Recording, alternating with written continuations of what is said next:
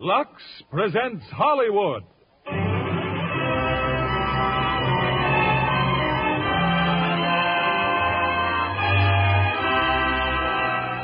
Lever Brothers Company, the makers of Lux Flakes, bring you the Lux Radio Theatre, starring John Wayne, Mel Ferrer, and Marla Powers in She Wore a Yellow Ribbon.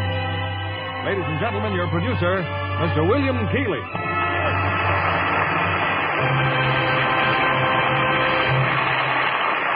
Greetings from Hollywood, ladies and gentlemen.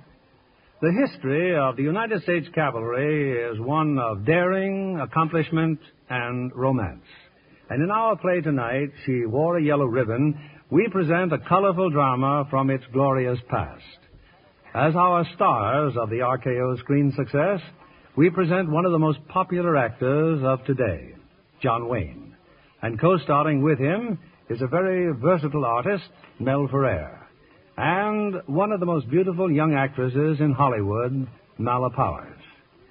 We wish to congratulate John Wayne on receiving the Photoplay Gold Medal Award as the most popular actor of the year, and hope he'll continue to appear in such fine American pictures as John Ford's great production of She Wore a Yellow Ribbon.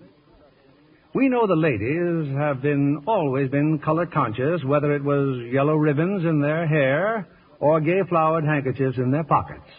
And they've always depended on Lux Flakes to preserve these colors. And now Lux with color freshener is more wonderful than ever.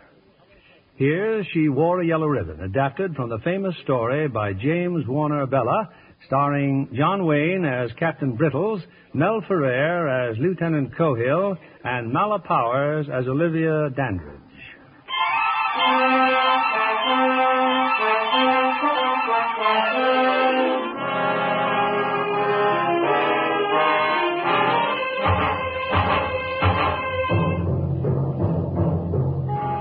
It is 1876.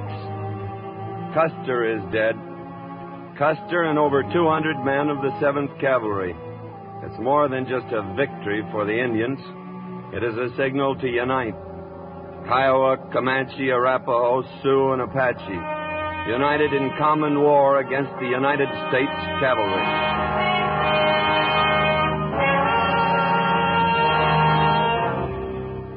Our post is far to the south of the Little Bighorn.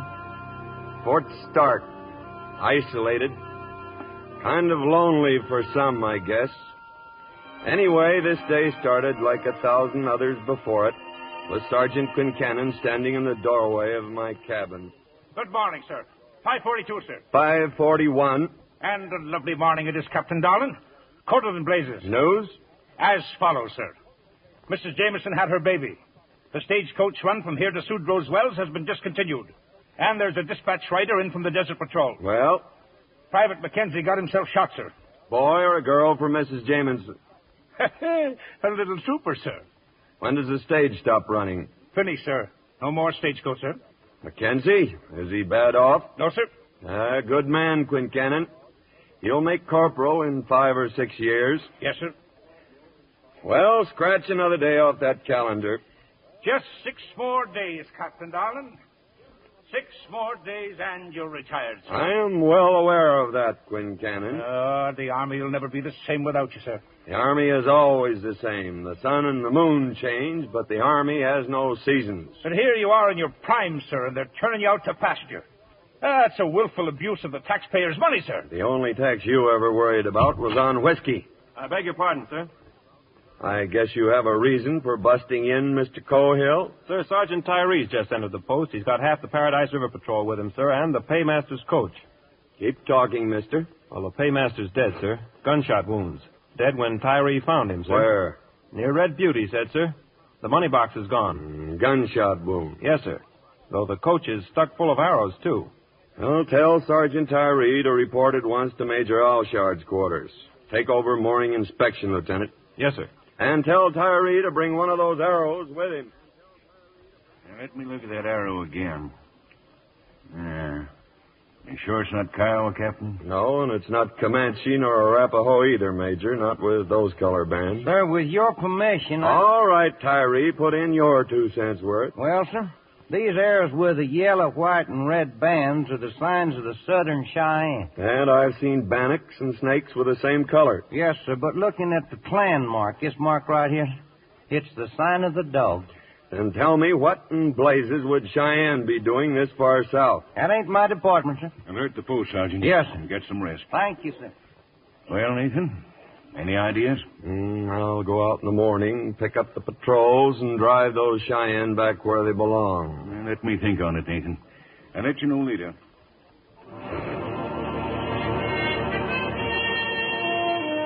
Day wore on. Now, life within a post isn't all spit and polish. Take Lieutenant Pennell, for instance, and the Major's niece.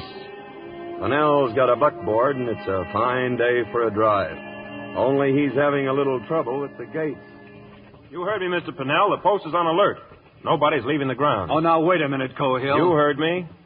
Sorry to spoil your outing, Miss Dandridge. Sorry, indeed. Because I wouldn't trust you to take me on a picnic last Sunday. Now you're hazing Mr. Pennell. You just drive right on through, Ross. If you don't, I will. You touch those reins, and I'll slap you in the guardhouse. You wouldn't dare. Someone placing you under arrest, Miss Dandridge? It's Lieutenant Cohill, Captain. He suddenly decided that he can order me around. Sir, I was merely following I orders. believe you interrupted the lady, Mr. Cohill. He certainly did. Now, I don't want to make a scene, Captain. But First Lieutenant Cohill has made up his mind that Second Lieutenant Pennell hasn't rank enough to be seen in my company. Sir, if I now could just... you're interrupting. Yes, sir. Any further complaint, Miss Dandridge? Complaint? Oh, I'm not complaining, Captain. Aha. Mr. Cohill, wipe that grin off your face and state your case. Sir, I've denied Mr. Pennell permission to leave the post. And for what purpose did you wish to leave the post, Mr. Pennell? Picnicking, sir. Picnicking? Miss Dandridge? Where? In St. Louis? Oh, no, sir. Just up at the waterfall, sir. But I'm sorry. Never apologize, mister. It is a sign of weakness. Mr. Cohill, I see no reason why Mr. Pennell should not go picnicking. Very good, sir. Thank you, Captain. But, Miss Dandridge, Mr. Cohill was quite right in denying you permission to leave under the present emergency. If you will be so kind as to get out of the buckboard. Oh, but really... Your arm, ma'am. Thank you. Mr. Pennell, you may proceed with your picnic. This way, Miss Dandridge. That's Lieutenant Pennell. Yes, sir. Where'd you say you were holding your picnic? I'll tell you where. At Delmonico's in New York about 2 months from now. With Olivia, see? And I won't be wearing any blue suit either, bub. Get it! The Major sent for me early that evening. He had made up his mind. I guess there's no other course to take, Nathan. Find those Cheyennes and push them back. Oh, by the way, here's the last report on Custer's outfit. 212 men, Nathan. Headquarters expects a hard and bloody winter. Sitting Bull preaching a holy war. I want you to take every precaution. These names. George Armstrong Custer. Tom Custer. Boston Custer. Calhoun. Cook. Yes, I expect you knew most of them. I expect I did. Harrington. Keogh. Miles Keogh. Yes, Mac. A hard and bloody winter. Oh, Nathan, those flowers over there, Abby picked them. She thought maybe for Mary's grave. Oh, well, I was figuring to stop by there now and... Yes, I know. Never miss a day, do you? Oh, thank her for me, will you, Mac? They're real pretty flowers. 9 years, Mac. 9 years last month.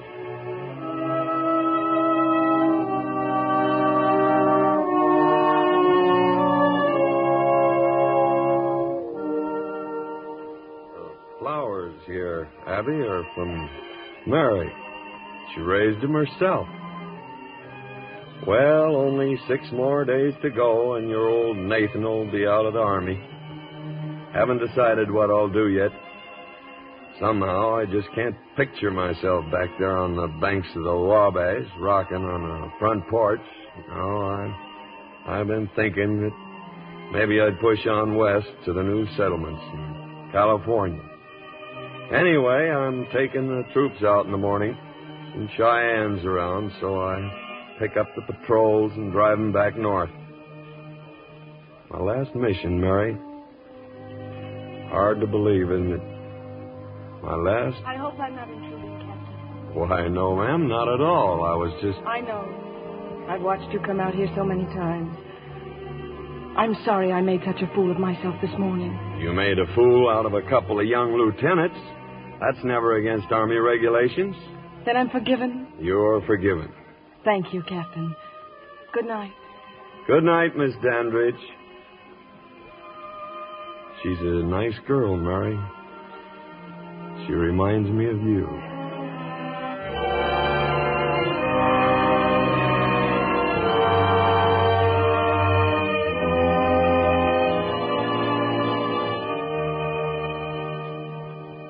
At dawn, the troop was mounted and ready to leave, till Sergeant Quincannon came up driving a wagon. Just what do you think you're up to, Quincannon? Get out of that wagon. Oh, begging your pardon, Captain Darlin, it's orders. Major's orders. Orders? Yes, sir, yes, sir. I'd best be seeing about them side saddles, too, sir. Side saddles? Are you trying to tell me? I'll be at Major Alshard's quarters. All right, Eddie.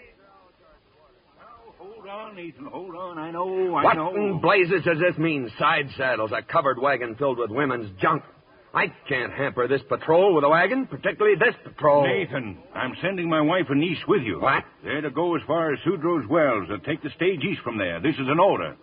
I want to protest that order. I expected you would. There's pen and paper, so put it in writing. I intend to. I sat up half the night with this, Nathan. I can't keep Olivia here. She ain't Army. I'll say she ain't. For the following reason. You want some coffee? No. Yes.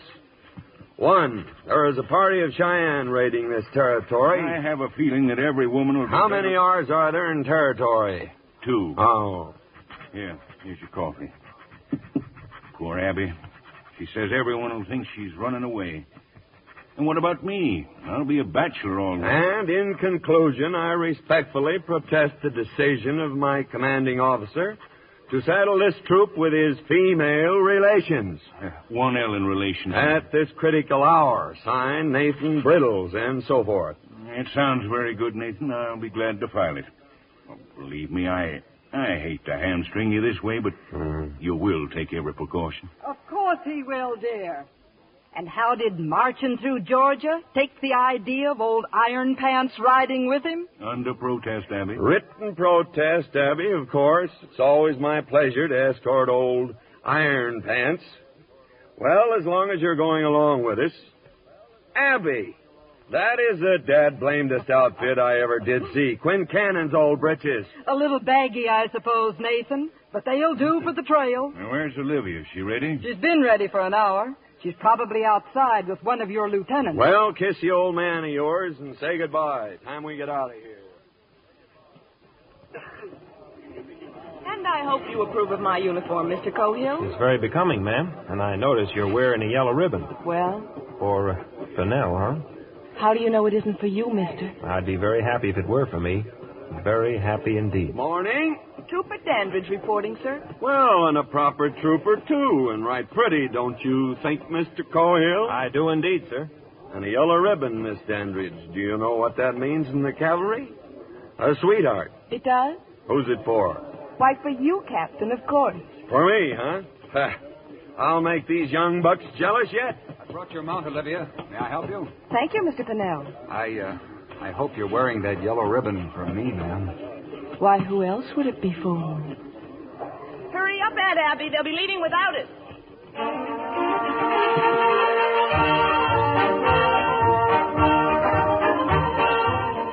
So we left the post. Just another routine mission. Folks waving goodbye, kids yelling, dogs barking. Only one thing in particular caught my eye. As we rode past the store, I saw Mr. Reinders, the sutler, in the back of the stable. He was hitching up his buckboard. Some hours later on the trail.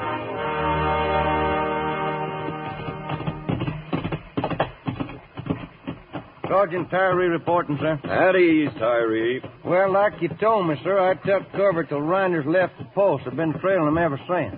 He went southeast, Captain, about a mile below the painted pole. There's 2 men waiting for him in a wagon.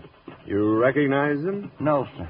and it didn't seem prudent to inquire. Now, what do you suppose they were doing that far south, and why did Mr. Reinders leave the post in the first place? He's a storekeeper, sir. That's right, licensed to sell merchandise to folks all over this territory. Only the post was on alert, Mr. Tyree, so I ask you again. What do you suppose Mr. Reinders and two strangers were doing that far south? Well, sir, I reckon that ain't my department, sir. Take a point, Tyree. We'll probably pick 'em up on the next go-around.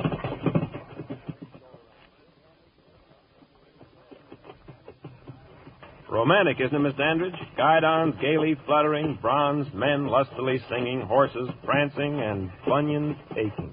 Must you always be so vulgar, Mr. Cohill? The cavalry doesn't go in for refinements, Miss Dandridge. Cavalry? This ridiculous business of dismounting and walking every hour or so, you might as well be in the infantry. We soon would be if we didn't ease these mounts. Why don't you ride in the wagon with Mrs. Alshar? No, thank you. And if you don't mind, I'd like permission to ride back along the line. Why? If you must know, I'd rather share the dust back there with Mr. Pennell. Haven't you already thrown enough dust in Pennell's eyes? Why don't you give him a chance? Mr. Cohill. Yes, sir? Relieve Mr. Pennell with the rear guard. Yes, sir. Everything under control here, miss? Thank you, Captain. Everything's just fine.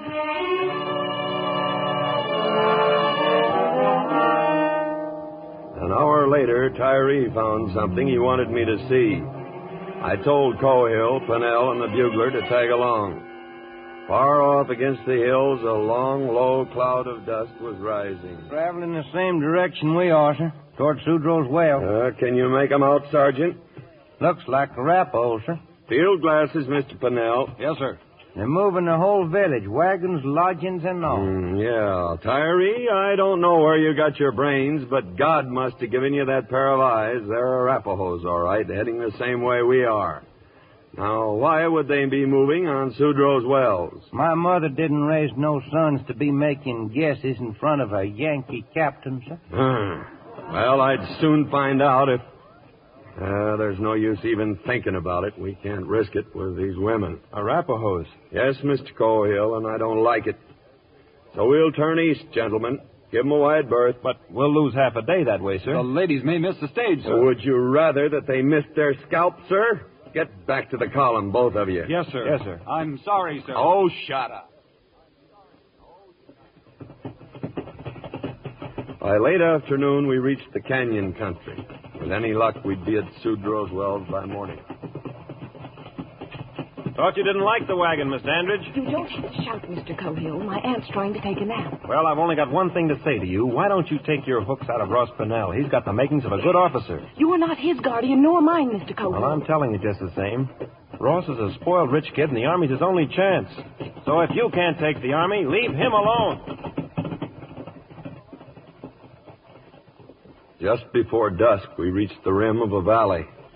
And down below was a sight that likes of which I hadn't seen in years. Why, they're buffaloes, sir. I admire your intelligence, Mr. Cohill. First time the herd's been this far south since the summer of '68. That right, Quincannon? Correct, sir. It looks just like the good old days, sir. Buffalo meat and whiskey 50 cents a gallon, sir. You ever see a buffalo, Mr. Pennell? No, sir. Well, I doubt if the ladies have either. You may escort them as far as those rocks.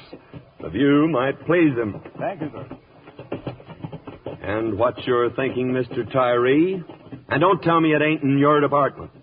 Well, Captain, if I was a young hot blood like Redshirt, anxious to show off before them Cheyenne dog soldiers, I'd be walking in front of one of them council fires tonight telling them that I was the one that made the medicine that brought back a buffalo.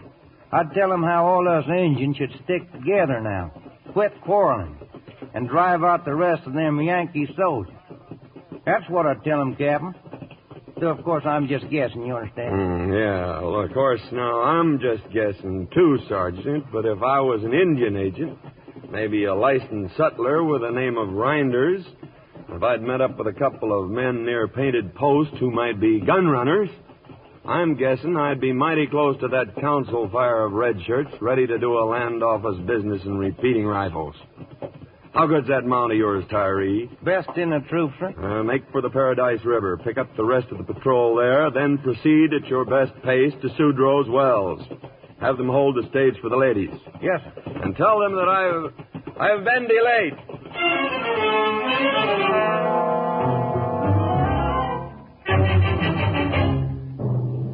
If we kept moving all night, we'd reach Sudrow Wells by dawn. But just before daylight, we saw a strange glare in the horizon.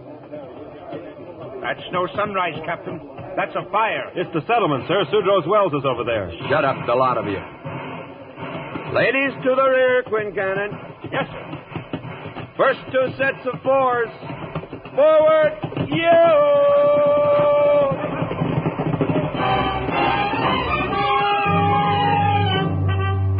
We rode into Sudrow's Wells at top speed. But all that was left was a huddle of survivors and a pile of ashes.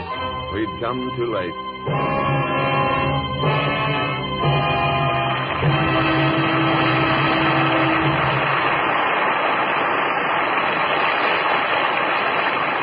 In just a moment, our stars will continue with Act 2 of She Wore a Yellow Ribbon. Now, here's Libby Collins, our Hollywood reporter, with the Lux movie news of the week. Reporting, John, that a Polynesian sarong has made another star. Not that pretty Deborah Paget hasn't already proved herself a star, but personally, I think 20th Century Fox did her an extra favor when they cast her in Bird of Paradise with Jeff Chandler and Louis Jourdan. 17-year-old Deborah didn't climb the ladder of success. She practically flew up. But it's not surprising. She has actors aplenty on her family tree. I just wonder what her ancestors, Baron de Steger and Lord Paget, would say to that sarong. Deborah, in Technicolor, makes one of the prettiest Polynesians I've ever seen. Louis Jourdan falls in love with her, but native taboos complicate their courtship. Just one bit of advice, girls. Bird of Paradise doesn't have a happy ending. So take along your handkerchiefs. You'll have a lovely cry. Does Deborah wear sarongs throughout the picture? That's right. And Deborah doesn't need Paris designs to look beautiful. The studio did make one important improvement on native washing methods. They took an 8-week supply of wonderful new Lux with color freshener to Hawaii, where the picture was filmed. It was so important in the Technicolor shots to keep Deborah's bright Polynesian prints sharp and dramatic, they wouldn't risk any other way of washing. There's nothing in the world just like wonderful new Lux with color freshener. Hollywood studios insist on it, and the stars themselves say it's more marvelous than ever. This remarkable new Lux is ideal for white things. You know how often white blouses get yellowed or gray-looking. Well, new Lux with color freshener keeps them dazzling white as new. Prints have such zing and snap you can hardly believe your eyes. All colors stay bright and beautiful, just the way you want them. Thanks for the tip, Libby. If new Lux with color freshener does that for a sarong, think what it can do for your spring prints, your summer dresses and blouses. Why don't you get a big box tomorrow? I'm sure you'll love it, just as Deborah Paget and so many Hollywood stars do. Give your washables that nicest new Lux look.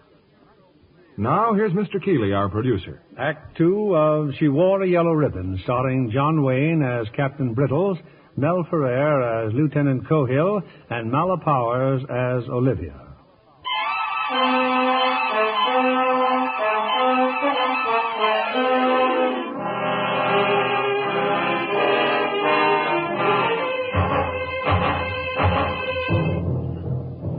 Among the survivors at Sudrow's Wells were 7 men from the Paradise River Patrol under Corporal Quayne. Quayne had been badly wounded. Arapaho, sir, they jumped us at sundown yesterday, sir. Yes, well, your report can wait, Quayne. Doctor, over here. I better give it to you while I can, sir. They had us ringed. At night, we got away. We made it to the relief point, sir, but you weren't there. Just Sergeant Tyree alone. I wanted to be there, Corporal. We got here before midnight, and then they closed in. Thank you. A good, clear report, Corporal. Show up in your record when you come up for that extra stripe in 2 or 3 years. Thank you, sir. Who are they, Tyree? Cheyenne dog party. About 30 Arapahoes with them. They banded up under Red Shirt. Well, that blows the lid, doesn't it? How many dead here? 5, sir. Ma and Pa Sudro, one other woman, 2 men. Children see it? No, sir. Found them hiding in the smokehouse. Tyree, I think it's about time I did retire. Sir, one of the dead is Trooper Smith. Smith? Wasn't for him, sir, there'd a lot more of us been gone. Smith? I served under him for more than a year, sir. Wilderness campaign. Oh, yes, I know. Mr. Cahill. Sir? Where are the women? They've rounded up the children, sir, getting them quieted down, sir. Assign a burial party, Mr. Cahill. Then I'll want this column moving again within an hour. There's a storm coming up.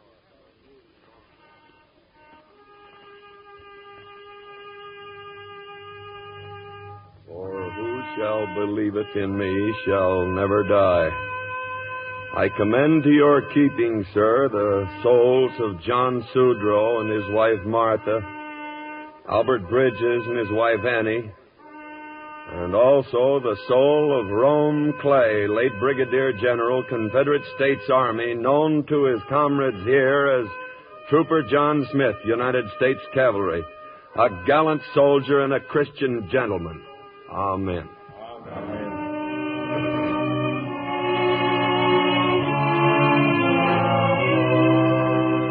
We buried the dead and made ready for the journey back to Fort Stark. Captain Brittles. You will go to the rear, Miss Dandridge, where you belong. Yes, sir, I'll go. But I want you to know that I'm well aware that all of this is because of me. Because I wanted to see the West. Because I wasn't Army enough to stay the winter. You're not quite Army yet, miss, or you'd know never to apologize. It's a sign of weakness. As for what's happened, only the man who commands can be blamed. Press on me. Mission failure. Yeah, we sure missed the stage, Miss Dandridge.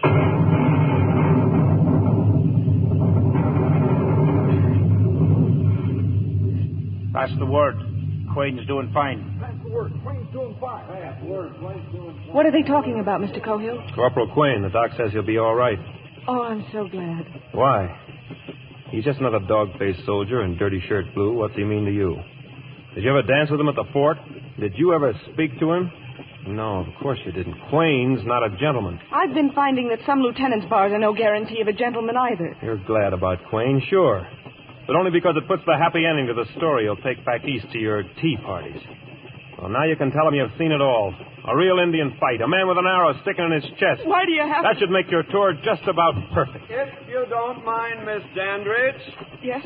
Mrs. Alshard is a rough time in that wagon, helping with Quain and all. Would you spell her for a while? Certainly, Captain. Thank you. Mr. Cahill, did anyone ever take down your breeches and tan your hide? Why, no, sir. That is, yes, sir, my father, sir, with a strap. Well, I'm just old enough to be your father, bub. Now get out of here. Take a point.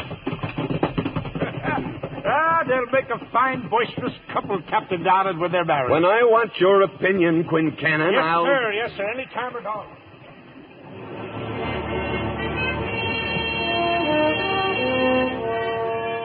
Rain let up that afternoon, and at dusk I called a halt. We'd stop a while and rest. We needed it. All of us. I wouldn't go any further if I were you. Captain Brittles said we'd be here for 2 hours. I didn't hear him say anything about taking a walk. There's probably 100 hostiles out there. You think that's a whippoorwill? Come on, Olivia, let's go back. I can walk alone, thank you. Olivia, please. The old man says don't ever apologize. It's a sign of weakness. But I'm sorry for everything I've said and done. Oh, honey, you know how I feel about you. Flint, if you'd only... All right, Cahill. Let's get her over with. Pull your blouse. You crazy, mister? Don't pull rank on me. You've been green-eyed ever since she put that yellow ribbon on. Button up that shirt, mister. Ross, please. You can sneer all you want to, but you keep your paws off my girl. All right, mister. I'll accommodate you. Ross, no! Button your shirts, Mr. Pennell. I thought better of you. 4 years out here and still acting like a wet-eared cadet on the Hudson.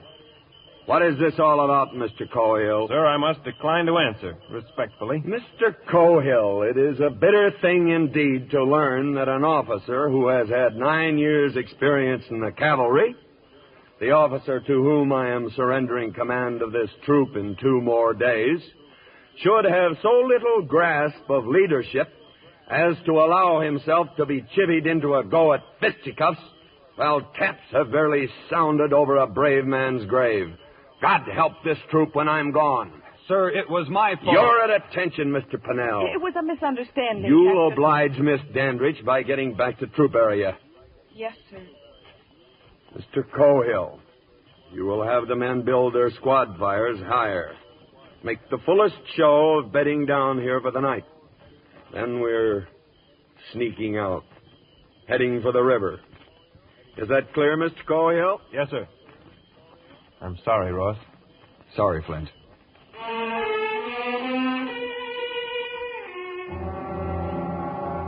As usual, I had sent Sergeant Tyree to scout up ahead.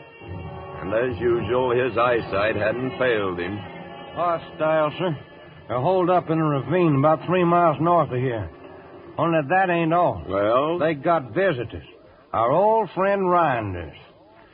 Right smart of trading going on right now. Repeating rifles. Mr. Rinders, huh? Oh, pass the word to Mr. Pennell. The 3 of us are going up to that ravine. The darkness helped us. We got to within maybe 100 yards of the Indian encampment. They'd built a big council fire. There was Rinders and his friends bargaining with Redshirt over the rifles and the wagon. Well, what's the argument now? Same thing, Rinders. Redshirt keeps saying that $50 apiece is too much. Too much, huh? Tell that grandson of a horse thief that I know he's got the money. Because he stole it from the paymaster's coat. Tell him I know he killed him, too. That it's $50 or no rifle. We saw Redshirt raise his hand and a flash of knives. They dragged the white men, still living, and threw them on the fire. Join me in a chaw of tobacco, Sergeant? No, sir. I don't chaw and I don't play cards. Chawing tobacco is a nasty habit. Been known to turn a man's stomach. Mr. Pennell? I'll take a chaw if you please, sir. Here.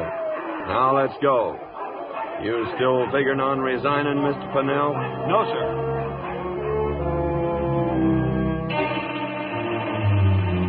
When we got back to the column, I called a meeting of the officers and sergeants. All present, sir. Any time between now and daylight, gentlemen, we can expect an attack. That means the main column is leaving here right now. We will leave a rear guard under 1 officer. Sir, I'd consider it a privilege if Thank you, Mr. Purnell. Your offer to volunteer will go on your record, if you still wish to make a record. Mr. Cohill, 2 squads will remain behind. You will be in command. May I have the 1st and 2nd, sir? The 2nd squad has too many old married men. 1st and 5th, sir. You will cover our crossing and dig in. Yes, sir. Then pass the word and let's start moving.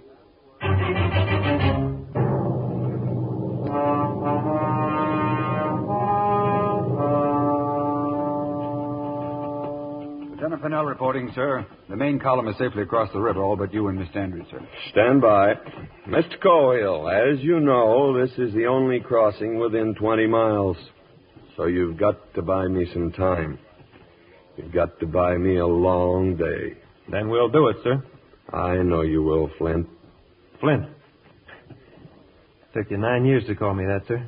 And it was well worth waiting for. Well, we'll get you out of here, son. Just hang on. We'll get you out of this pocket by noon tomorrow. Mount your horse, Miss Dandridge. Flint, wait. Well, haul off and kiss her, blast you. We haven't got all night. Yes, sir. Thank you, sir. I'll be back, man. I'll be back. I promise you. Oh, what are you waiting for, Mr. Pennell? Escort the lady across the river. If you'll follow me. Ross. I'm sorry, Ross. And I guess that's how it is. You and Flint. Yeah, sure. Good luck, Flint.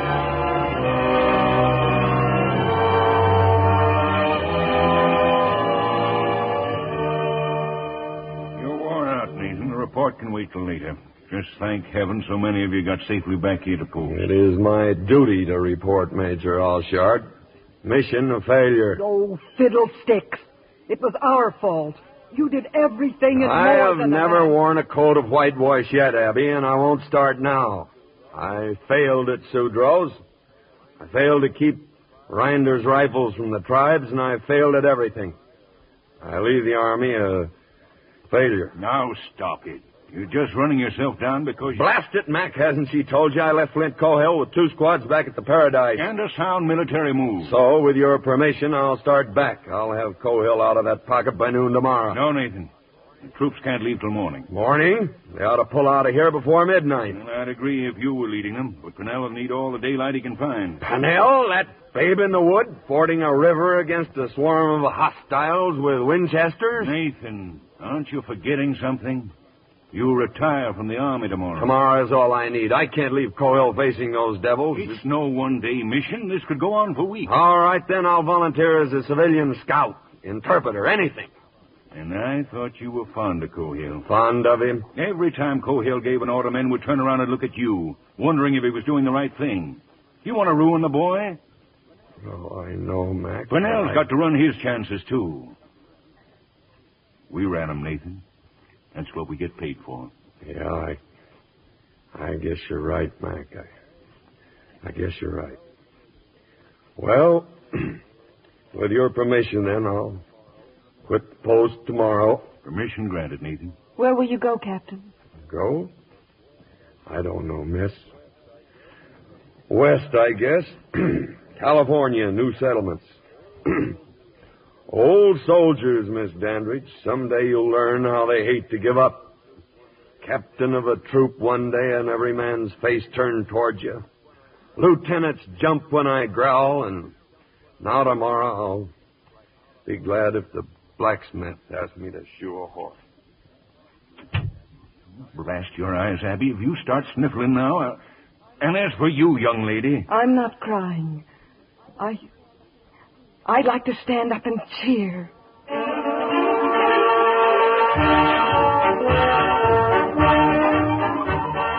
At dawn the next morning, I reviewed the troops. My last review.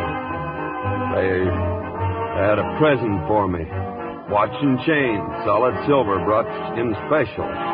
St. Louis. It's engraved on the back, sir. Captain Brittles from C Troop, lest we forget.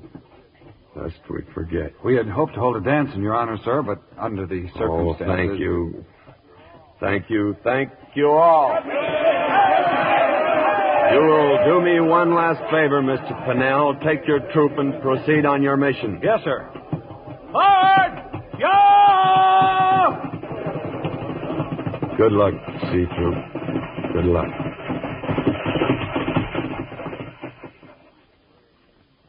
Stop worrying, Nathan. They'll get Cohill out of there. But that's not enough, is it, Mac? Within a week, those hostiles will be here on your doorstep. Then what? Oh, we'll take care of them. Yeah, well, I'll say goodbye. Oh, I left my other saddle in the cabin. Give it to Abby. It'll be easier on her disposition. Say goodbye to her for me, Mac. He'll do no such thing, Nathan Brittles. Goodbye is a word we don't use in the cavalry. Now come here. Yes, ma'am. Until our next post, dear. Thank you, Abby.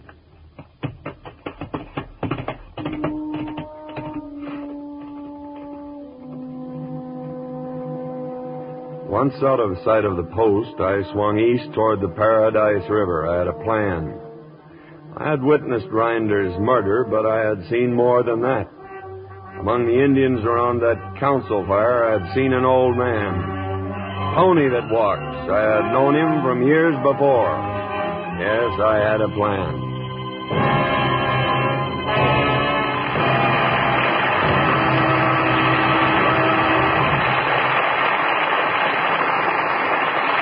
And now, a brief intermission before our stars return with Act 3 of She Wore a Yellow Ribbon.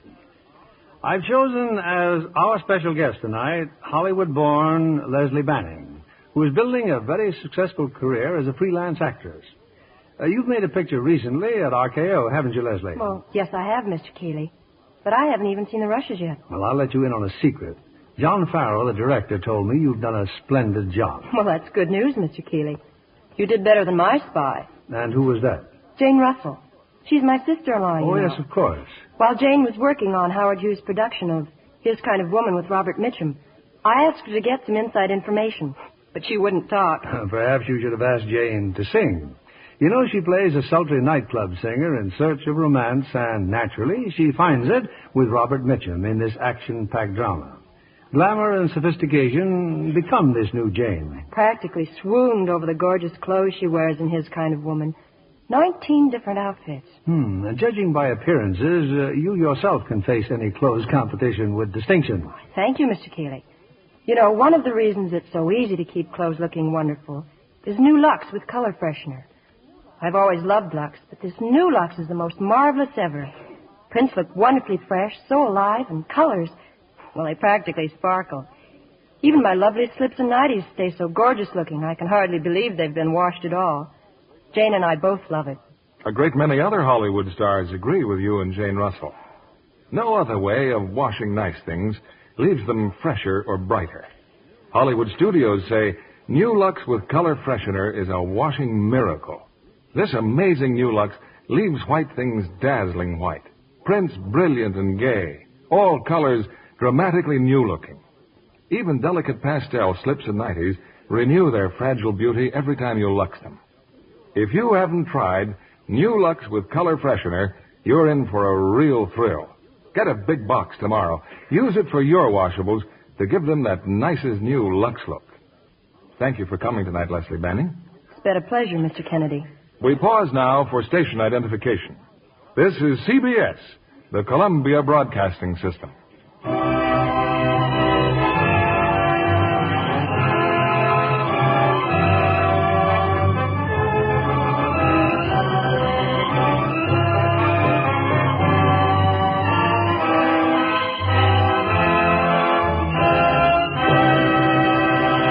The curtain rises on Act 3 of She Wore a Yellow Ribbon, starring John Wayne as Captain Brittles, Mel Ferrer as Lieutenant Cohill, and Mala Powers as Olivia.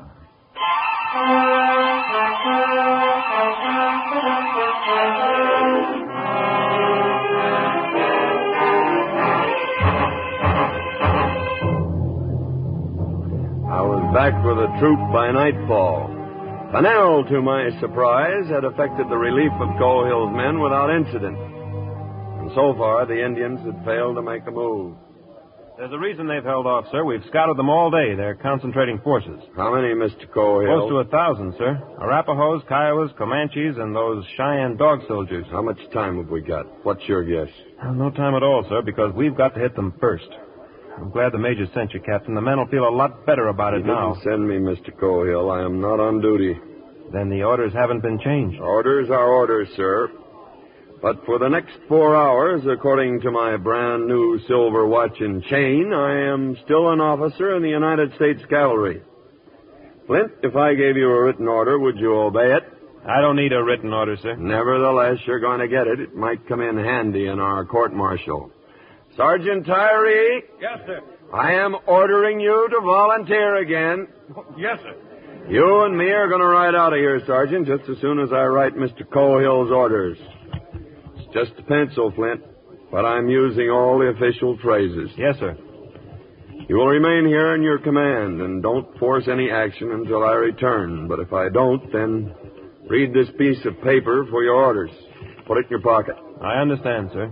And now, Mr. Tyree, if you'll find me a fresh horse, we'll take a little ride out toward those hills.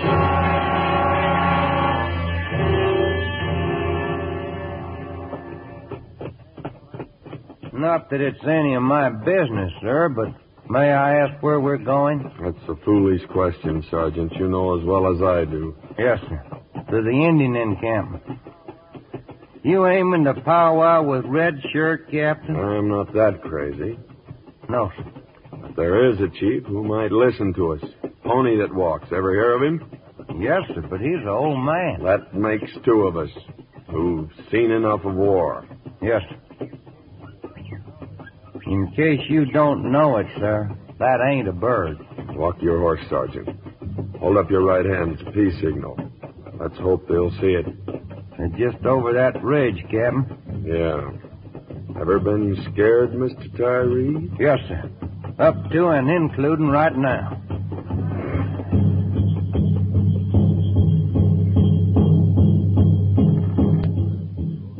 We reached the crest and rode past their guards. They swarmed in on every side, warriors in full paint, crazy for blood. We forced our way through to the council fire. Their leaders, half a dozen of them, stood in front of us. Then Redshirt fired an arrow at my feet. We come in peace. This Redshirt knows, but he answers with an arrow before we can talk. I take his arrow from the ground. I break the arrow of Redshirt. I spit on his arrow.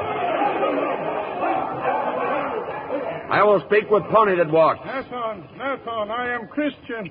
Hallelujah. Old friend me. Long time. I have come in peace, Pony that walks. Take salt, Nathan. Take salt. It was plain that the old Indian was tolerated in the council only because of his years. Redshirt was the leader of this army and nobody else. Redshirt, very angry. Lili, Shichi, Saba. Kill. Much blood. Nathan, old friend, smoke pipe. Nathan, smoke. Good.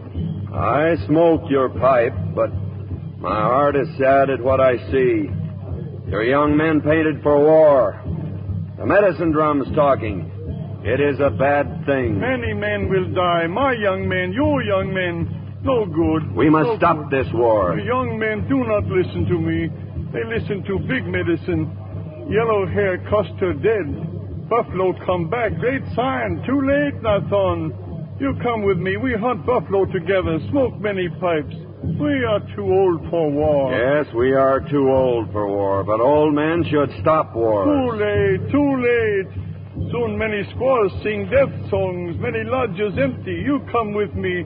We hunt buffalo. Get drunk together. Hallelujah. No, old friend, I must go. I go far away. You will go in peace, Nathan. I put Manitou round neck. No harm. Washkiola.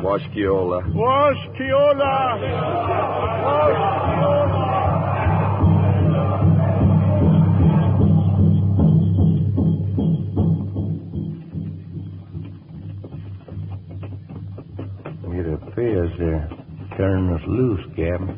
It's not enough, Sergeant. I had hopes of coming to terms. Terms? With them? One more failure to add to my... Is there something wrong? No, nothing wrong. Just glanced to your left there. Kind of casual-like, Sergeant. Yes, sir. Well? The ponies, hundreds of them. Hundreds of ponies in a gully where they can't wander off. But if something was to stampede those ponies... Stampede? Yes, sir. Back to camp, Mr. Tyree. On the double.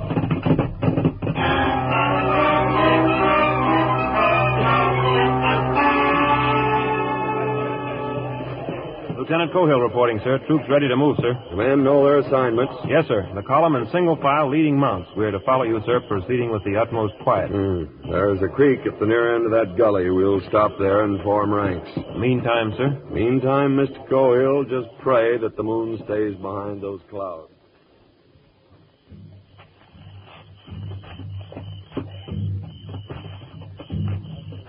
Truth, halt.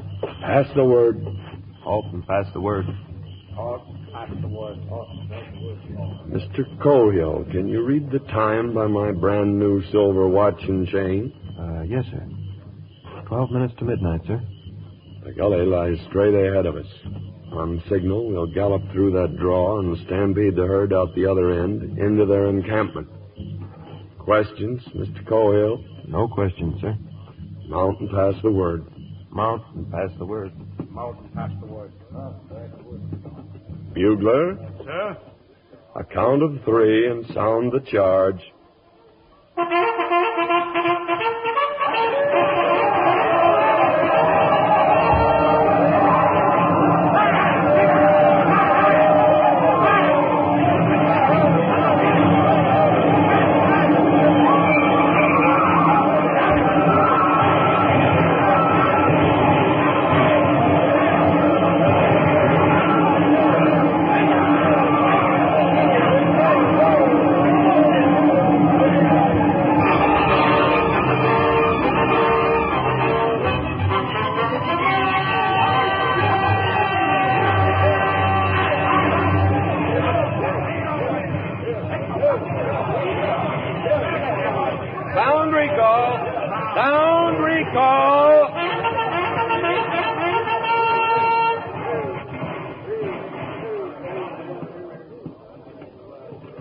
Any wounded, Mr. Cohill? No casualties, sir. No casualties. No Indian war, no court-martial. You'll have a time rounding up those hostiles, Mr. Cohill, but they'll not get very far on foot. Take them back to the post, sir? No, back to the reservation. Have your soldiers follow them all the way. Stay about a mile behind them. Walking hurts their pride, and your watching will hurt it worse. Yes, sir. Can you read what time it is by my brand-new silver watch and chain? 2 minutes past midnight, sir. I've been a civilian for 2 minutes. Hard to believe. It's your army, Mr. Cohill. Good luck.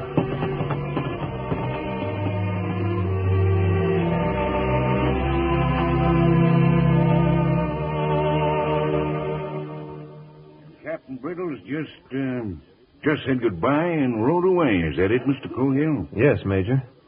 We got the hostiles on the trail, sir. Then I left Lieutenant Fennell in charge and returned here to report, sir.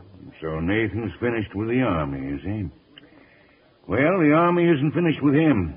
Who's your best rider, Mr. Cohill? Why, Sergeant Tyree, sir. Then tell Sergeant Tyree I want to see him right away.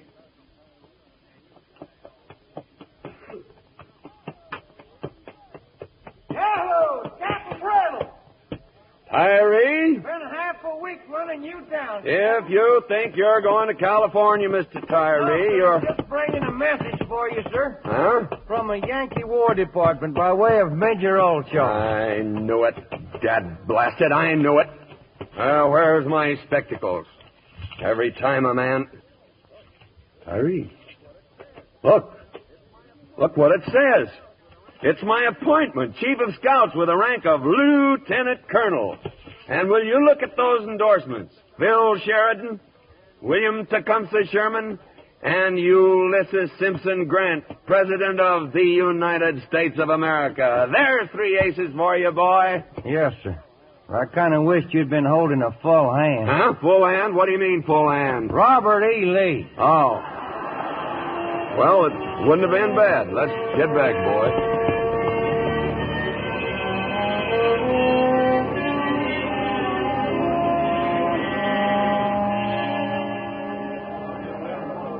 Here he is, Major, sir. He's coming up the steps now. Open the door, Quincannon. Yes, sir. Ladies and gentlemen, Lieutenant Colonel Brittles. What's going on here, anyway? Just a dance in your honor, sir, to welcome you back. And I might add, you kept us waiting for some time. Well, I'm sorry I'm late, Mac, but I didn't even Don't know apologize, Colonel. It's a mark of weakness. Well, proceed, Bandmaster, proceed.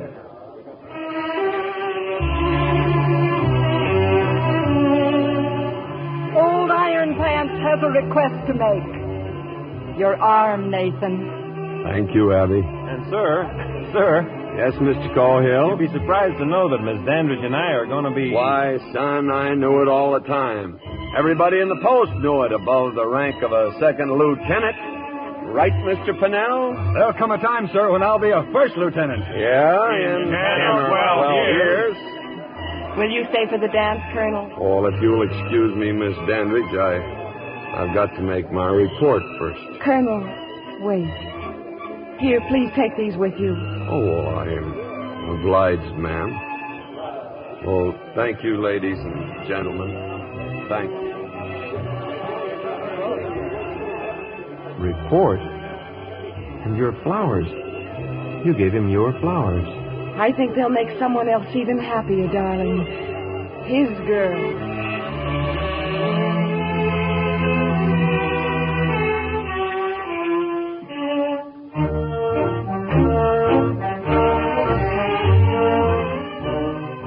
So ends the story of Captain Brittles and the troops he led. The dog-faced soldiers, the 50 cents a day professionals riding the outpost of the nation.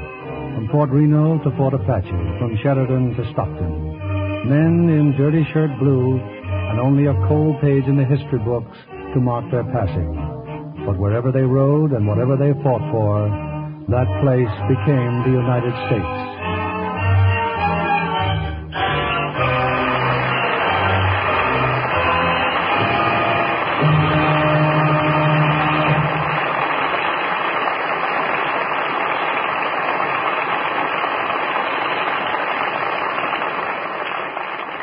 I hope you enjoyed the show as much as I did. Now I know you'll want to meet our stars personally, so in just a moment, Mr. Keeley will be back with them for a brief chat and to tell you about next week's show. But first, I'd like to give you my own experience with this wonderful new Lux with color freshener.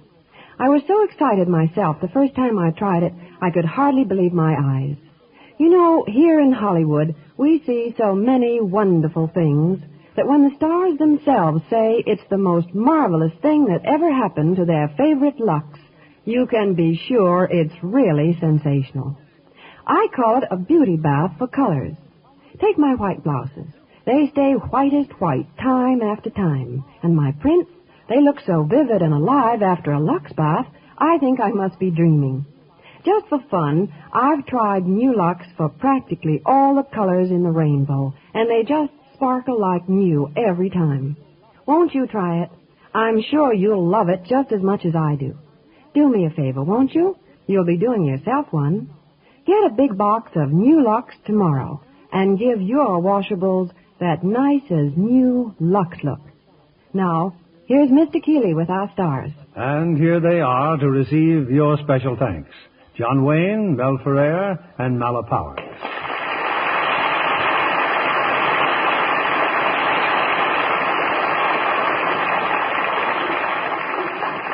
John, we usually advise the young actresses appearing here to use Lux to help their careers. Now, for the young actors, we'll take a tip from you and suggest football. Well, it is true that I went from football to making pictures, but my wife has always used Lux Flakes, and there you have the complete story of my life. Well, John, I'm also an ardent fan of Lux Flakes, but I hope that isn't the complete story of my life. Well, honey, you've got a long way to go, and I'd say you're off to a flying start. And that comes from a man who knows. John, I think you're one actor who can truly say that the secret of your success is hard work. Well, that's for sure. I understand that at one time there were 9 different John Wayne pictures playing simultaneously in local theaters. Well, I like to be active, Mel, and I try to see that all the pictures are filled with the same. For instance, at RKO, I just finished the Edmund Granger production of The Flying Leathernecks. You can guess what that's all about. We're soon leaving for Ireland to do a film with John Ford. Well, why don't you stay with us at RKO and do another picture? Well, okay, Mel. I'd really like a chance to direct something for Howard Hughes like you've been doing. I suppose, John, you're talking about Mel Ferrer's wonderful direction of Faith Domergue in Vendetta. That's exactly what I'm talking about.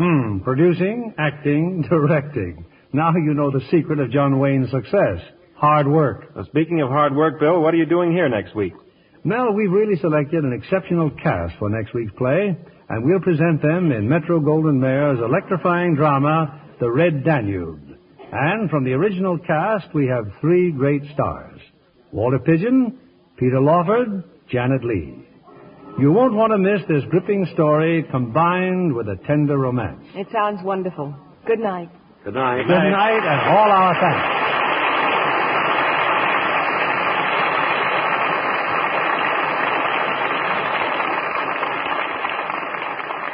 Here's Ella Raines, one of Hollywood's loveliest young stars, own tip on complexion care. I never skip my Lux soap facials a single day, she says. They're so quick and easy. I just cream the rich Lux lather well into my skin. Rinse with warm water, then a quick splash of stimulating cold. I pat to dry with a soft towel. Now my skin feels so satin smooth and soft. Try this simple care Ella Raines recommends. It's so easy to be Lux lovely. Lux soap has active lather, you know, that really makes skin lovelier. That's why 9 out of 10 screen stars use fragrant white Lux toilet soap regularly.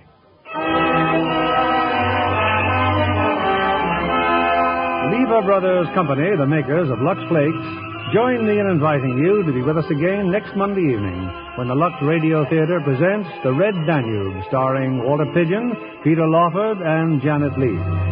This is William Keeley saying good night to you from Hollywood.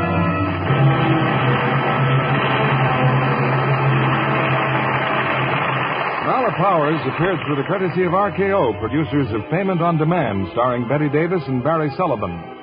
Heard in our cast tonight were Barton Yarborough as Tyree, Bill Johnstone as the Major, George Neese as Fennell, and Wally Mayer as Quincannon. And Sandra Rogers, Norman Field, Dan Riss, Paul Dubov, and Eddie Marr. Our play was adapted by S.H. Barnett. The original story was by James Warner Bella. Our music was directed by Rudy Schrager. This is your announcer, John Milton Kennedy, reminding you to join us again next